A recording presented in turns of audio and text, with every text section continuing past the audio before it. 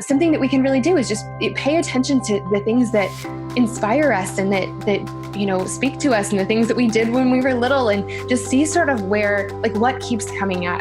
Today we're talking about how to figure out God's calling for your life. Stephanie May Wilson is an author, podcaster, speaker, storyteller, editor-in-chief, and go-to guide for 20 and 30-something women as they navigate their most important relationships. Stephanie's first book, The Lipstick Gospel, is a favorite amongst more than 60,000 women, and her podcast, Girls Night with Stephanie May Wilson, has reached 500,000 women and is regularly in the top 50 on the iTunes religion and spirituality charts.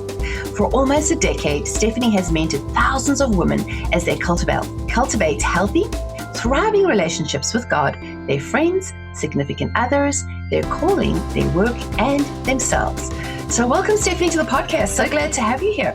Oh my gosh, thank you for having me. I'm so thrilled to get to spend some time with you this morning. Well, you are a superstar online. I just love your branding. Like, when I came across your website, I was like, oh, this girl's got it together, right? But digging a little deeper, I noticed this isn't your first rodeo. You've been doing this for a while. You've kind of gone through things in your life, and you have such an awesome ministry and story, and where you help women really navigate those relationships. This is your tagline, which is I totally love, because a lot of us kind of get lost along the way. But what I love about your story and what you share with women is how to actually figure out what God's calling them to be. So tell us a bit of a backstory before we get into what you're going to share with us today. Tell our audience how you got to doing what you're doing today. Oh gosh, that's such a great question. So you mentioned my book, The Lipstick Gospel, and I always hate talking about the book because I always have to I have to condense such a full story into like a couple sentences. But the couple of sentences is that I didn't really grow up in the church. That wasn't really part of my background. I was trying to figure out life to the best of my ability, looking for mentors and guidance wherever I could find it, and about halfway through my college experience, I found myself really lost. I found myself partying too much. I found myself with friends who weren't really true friends. I found myself heartbroken and devastated after a breakup, and really looking for something more in my life. And I think that that's so many of our stories. But I had no idea where to turn. Thinking of a relationship with God was not even anywhere on my radar. And it wasn't until I ended up studying abroad in Spain, Seville, Spain, with two of my best friends who also happened to be Christians, that I ended up meeting Jesus and totally giving my life over to him. And actually, let's be a little more specific, maybe. I ended up actually becoming a Christian. I met Jesus in the Sistine Chapel in Rome, of all places. He totally turned around my life. I, just fell head over heels for God. And he started just redeeming so much in my heart and in my life and in my story and in my past. And I mean, truly, it was like night and day from when I walked into that semester to when I walked out. And again, I hate telling this story so quickly because I'm like, it's such a huge story, but that's in a nutshell what the Lipstick Gospel is all about. But in the wake of that experience, I, came back to school where I'd been attending the University of Colorado in Boulder, and I had to figure out like what was next and what my life looked like, and what God had for me now that he had me. One of the first things that I ended up doing was I started getting involved in a college ministry, and I was a second semester senior at this point. And normally I feel like people, go on freshman retreats or, are involved in campus ministry for years, but I had like 4 months of it. I ended up, just really getting involved in the ministry, finding really great people to invest in me and to love me and guide me. Because I had no faith background. I just was figuring it out as I went. And towards the end of that year, they ended up offering me a job at the ministry.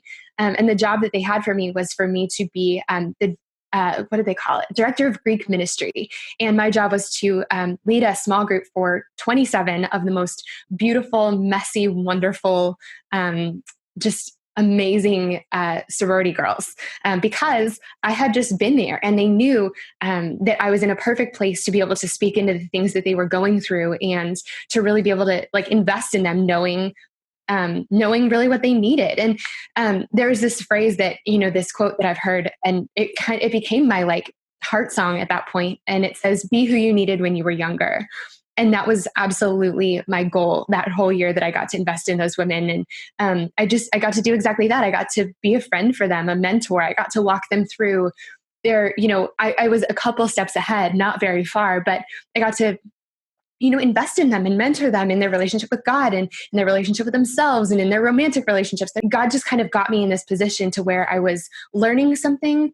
And then instead of just kind of continuing on to the next thing, I would stop and turn around and help the couple girls behind me. And that's how this whole thing got started. It ended up turning into a blog, and it's sort of grown from there. And I was telling my husband last night, I've been blogging and sort of leading the same ministry that I got to lead that year lives online now, which is really fun. And it's grown a little bit. It's a little more than 27 now, which is crazy. 6,000 women is a bit of a growth curve. I know, right? It's like not quite the same as the 26 women, or 27 women, but it kind of feels like that still. Like the heart is still the same. But I've been blogging since 2011. So, I mean, it's been 7 years now, and really 6 years in the form that it's in now. So yeah, I can't believe I've been doing this for so long, but my heart is totally the same. Like I'm still that small group leader, with my Bible in my lap and my hair in a top knot, not currently, but, just walking with women through the things they're going through, because my gosh, I've been there and I know how helpful it is to have someone who's like a step ahead to say, hey, turn left here, or bring a sweater, or, here's how to handle this, or, you're not alone. So that's very encouraging. I mean, there's a few things I want to unpack in your story, which I think is totally awesome. First of all, let's just go back to the Sistine Chapel. Was that like I mean, so awesome, right? To have that environment. And the fact that you were able to take what you learned and then even start with a small group, which I think is what God does, right? You were faithful with the small. And look how now, 6-7 years later, there's 27, your fishes and loaves that you invested have now become 60,000 women. So I've got to say that is like so inspiring. So looking back though, what would you say, like if somebody is in that situation, you're speaking to another woman, she's perhaps like, she's just had a life turnaround, she's just met with the Lord and she's figuring out, I know that I had these dreams and visions. Especially, like, can you remember when you were 5, right? When being a little girl, like, I can tell from your branding, you must have been a girly girl, right? With dressed up and all that. Yes, absolutely. So take us back a little bit about what is it about when we're like this 5-year-old girl, we have these dreams and God plants these seeds in us that by the time we become 20, we lose it. Like, how would you can help that 20-year-old or 30-year-old or 40-year-old woman who still has that 5-year-old, crying out for, like, help me find my way. Like, how did you put those pieces together? It's so funny. I can see now little moments in my past, in my childhood that really turned into something that I had no idea that it would. This story makes me look so cruel. And you know what? I think as big sisters, we all are in some moments, but, my parents and my sister and I laugh because there was this, season of my life, and I don't know how old I was, maybe like 7, 10, something like that. And my little sister, I would set up a little storefront in front of my bedroom door, and I would go into my room and get all of the stuff that I didn't really want anymore. And I would lay it out on a pillow, sort of a little counter, and I would put little price tags next to it. Because the thing about my little sister and I is that I'm a spender and my sister is a saver. Like my little sister had untold amounts of money just stashed places because she would never spend her allowance. And so I figured if I could tell her how cool this half-used notebook was, that she would give me some money and then I would have money and I would be able to make a profit and have some of her allowance money. And I mean, it worked. So you were an entrepreneur from when you were 7 years old. Yes. And I mean, there's speaking of my little sister, there are, recordings of us doing like fake radio shows at my grandma's house, and which I totally speaks to podcasting and just all the different. There are so many little moments from my childhood that I feel like we're speaking, and I didn't know to listen. And I think that sometimes I don't think we need to be like detectives all the time, watching either ourselves or our kids going, oh my gosh, she sang a song once, like she's going to be a singer. I think that it can. The things develop and they're sort of like seeds, and some of them don't turn into anything and some of them do. But I think that like listening to our lives is really important. And I mean that in 2 ways. Like one, really paying attention to what makes us come alive and what we're good at and what people ask for our advice about, and just what we enjoy. An example is that, I have a podcast and I love it. I didn't know I was going to love it, and I dragged my feet for years on starting one. And it was finally my husband saying, Stephanie, you get more life out of conversations with girlfriends. And that's God speaks to you in that way. He grows you in that way. It's just like God has done so much in my life through just conversations like this. And he said, why don't you just record them? That's what a podcast is. And so finally, I gave it a try, and he was so right. It brings me life like nothing else does. And I wasn't really listening to my life. And so I think that that's something that we can really do, is just pay attention to the things that inspire us and that speak to us, and the things that we did when we were little, and just see sort of where, like, what keeps coming up. But then the other thing is, when it comes to, I think that our calling and our purpose is really where the needs of the world meet our passions and our story. And so, we can have passions and stories for, like, I don't know, something silly, but if it's not helpful, then, maybe that's kind of a hobby. But I think that where our real calling, the things that God like really has embedded within us, where we find those things are where there's a need in the world and a way that we're specifically equipped to meet it. And I think we really hesitate feeling like we're equipped to do anything. I think we all really struggle with that. But the truth is, we're equipped because we've walked through something. And so I think that listening to your life is turning around and saying, what have I been through? Like, what mountains have I climbed? What tunnels have I been through? And now, because I've been through it, I know the terrain. I can walk someone else through it. And it's as simple as turning around in our story. And so for me, it started out with, I was in a sorority and I was in Greek life, and I, had all these kind of a wild college experience. And I knew what it was like to do those things, feel really lost, and find Jesus and so much hope and freedom because of it. And that was a road I'd walked, so I could walk someone else down that road. And I think that our lives, whether you've had, broken experiences in your family, or whether you've, been affected by some sort of tragedy, or whether you've, gone through a really hard season of learning in some way, or whether you've conquered something in your life, like, those are the things that you can go back and help someone else through. And like, someone else needs you to be who you needed when you were younger. And I just, beautiful. It's kind of like you are somebody else's answer to prayer. Somebody else is praying right now for an answer. And whatever you have within you, whatever you've gone through, that you could help them. But wouldn't you also say one of the things that hold women back, and I've seen this in my own life, is the feeling of not being enough or not qualified enough, especially in today's age about everyone's got to go to college, right? Now, not everybody gets that opportunity to go. Personally, I didn't get to go to college, but I managed to find my way around by learning.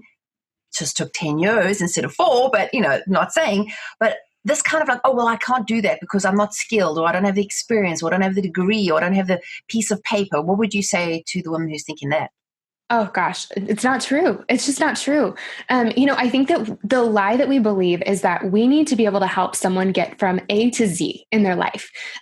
Someone goes through something hard. We need to be able to get them to total healing, redemption, wholeness. This season has to be over, finished, and perfectly perfect with a bow on it. And we have to be the one to get them there. Well, there are a couple problems with that. One, like, only God can do that. Only God can there's so many steps along the way that are just totally God's territory. And it's just beyond our pay grade. But the other thing is, I feel like it's more like a relay race. Like, our job is to walk with someone through a season. Maybe we can't walk them from A to Z, or even from A to G, but we can get them from A to B. And so if you've been through something in your own life, an example is that my sweet husband and we had some crazy job experiences when we first got married and as we were engaged. And between the two of us, by our first anniversary, we had each lost 2 jobs. So 4 jobs between the two of us by our first anniversary. And, we never thought that would be part of our story, to get laid off from a job, to be part of a company that downsized, let alone twice. Like, we had no idea that was going to be part of our experience. But because we've been through that, now when someone else is going through job loss, I've been there. And so, no, I can't, 100% get your job back or get you I can't walk you through the whole thing, but I can sit with you and I can comfort you and I can share the things with you that help me along the way. And if we've been through something, like we know that terrain, we are specifically equipped to help someone at least through a part of the journey. And that doesn't require, like, I feel like life gives us those degrees, it's not exactly right. We just learn. It's what is it? The University of Life teaches us. Yeah.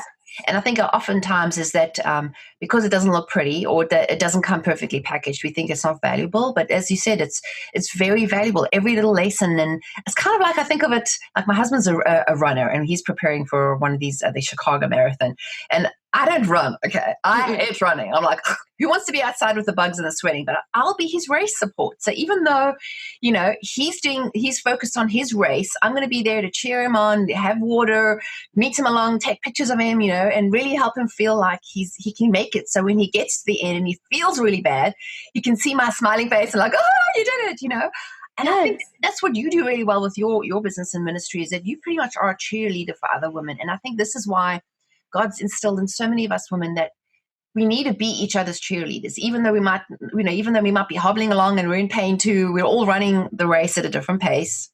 And wouldn't you say the comparison thing also is a big issue with us women?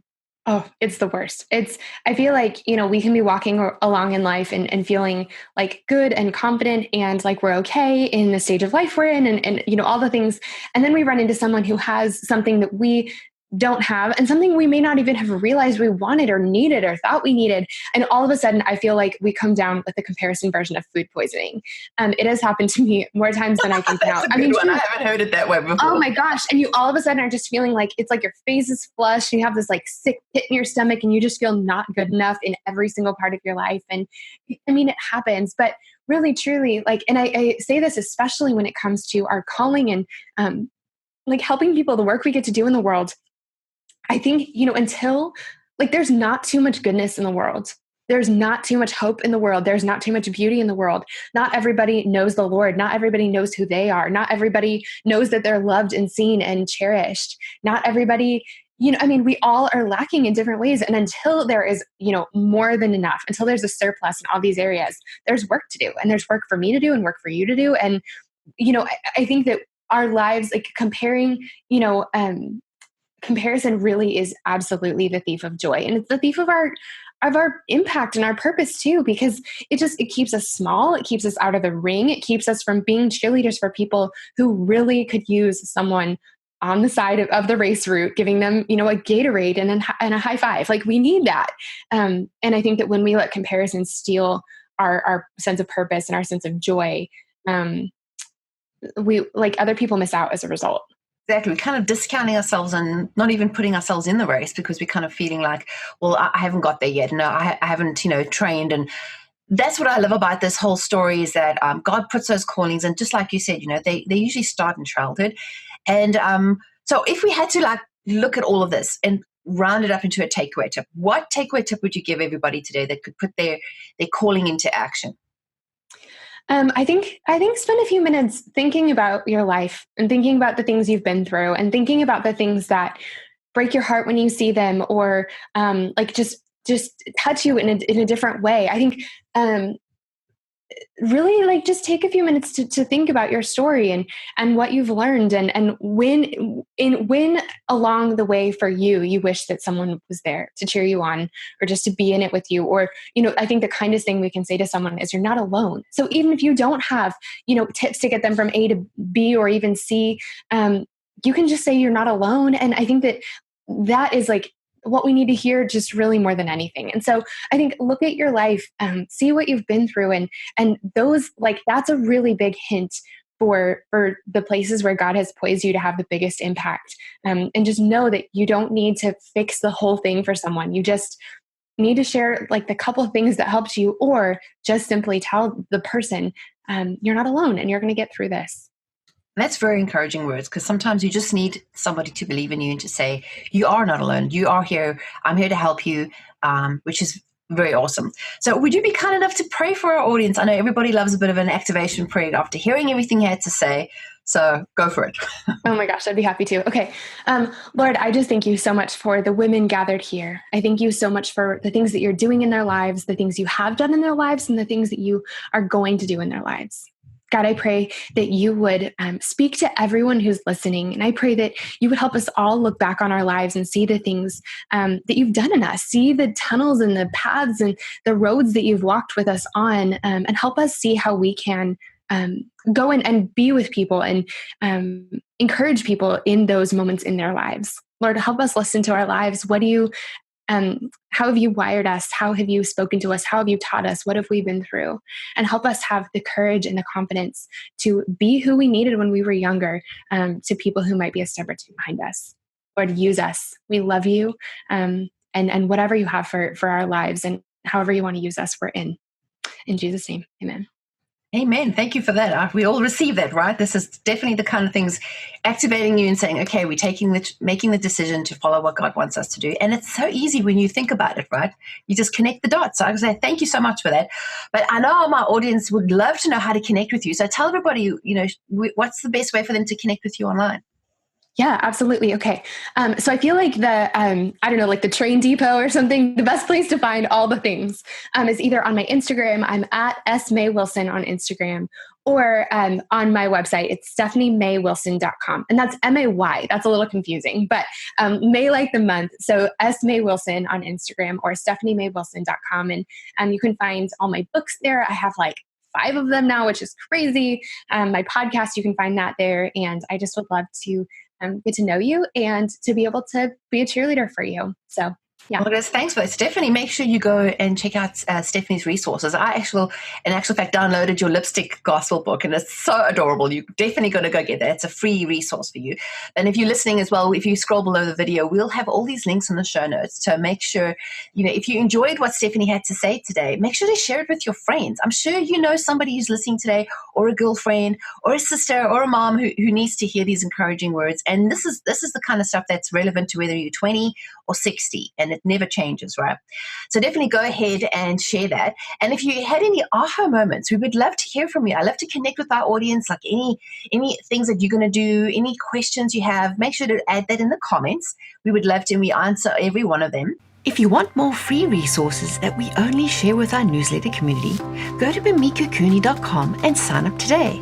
We have great resources like ebooks, inspirational screensavers, printables, and exclusive access to our community. Well, I'm going to say thank you so much, Stephanie, for joining us. And of course, if you're listening, make sure to subscribe to the show and rate and review, and go check out Stephanie's podcast. Hers is like totally awesome too. Give her a review too. And if you're watching on YouTube, make sure to subscribe to our channel. We love to share more great resources with you. But thanks again, Stephanie. I so appreciate you being on the show. Oh, thank you for having me. This was so fun. Yeah, it's totally fun. We've got to get together again sometime. I love this kind of chats with girlfriends, right? Definitely bringing our audience into the conversation. So make sure to go and comment and share and like. Again, until next time, everyone, take care. Bye. Come and follow me on Facebook and Instagram, where I share lots of inspiring content.